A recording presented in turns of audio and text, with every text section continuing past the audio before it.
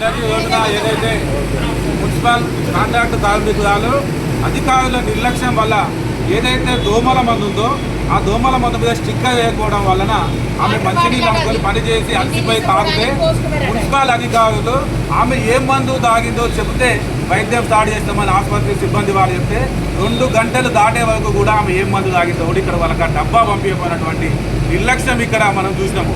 ఎందుకంటే municipal commissioner ఒక కార్మికురాలు చనిపోతే ఆయన మున్సిపాలిటీలో కార్మికులు చనిపోతే ఇప్పటి వరకు కూడా ఆయన వచ్చి చూడలేదు అంటే ఆయన యొక్క నిర్లక్ష్యం ఏ పార్టీలో ఒకసారి ఆలోచన చేయాల్సిన అవసరం ఎంతైనా ఉంది.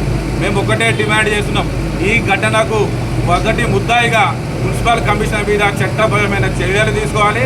అదే రకంగా అధికారుల నిర్లక్ష్యం ఏదైతే ఉందో ఇటువంటి నిర్లక్ష్యం మూలంగా ఇటీవల కాలంలోనే ఒక కార్మికుడికి విద్యుత్ షాక్ కూడా పోయాడు. అసలు పాయిజన్ తీసుకున్న కేసు ఇక్కడ ట్రీట్మెంట్ చేసే పరిస్థితి లేదు. 24 గంటలు వెంటిలేటర్ మీద ఐసీయూలో ఉండాల్సిన ఆమెను తీసుకొని ఐసీయూలోకి వెళ్ళి షిఫ్ట్ చేసి జనరల్ వార్డులో పెట్టడం మూలంగానే ఆమె చనిపోయిందని చెప్పి కుటుంబ సభ్యులు కూడా మా దృష్టికి తీసుకురావడం జరుగుతుంది. మేము ప్రభుత్వాన్ని ఒకటే డిమాండ్ చేస్తున్నాం, తక్షణమే మున్సిపల్ కమిషన్ మీద చట్టపరమైన చర్యలు తీసుకోవాలి. బాధిత కుటుంబాలకు ప్రభుత్వ ఉద్యోగం కల్పించాలని చెప్పి అదేవిధంగా వాళ్ళ కుటుంబాన్ని కూడా ఎక్స్గ్రేషియా ప్రకటించి తాత్కాలికంగా ఈ ఖర్చులకు లిఖిత పూర్వకంగా మున్సిపల్ శాఖ వారు హామీ ఇవ్వాలని చెప్పి మేము ప్రధానంగా డిమాండ్ చేస్తున్నాం.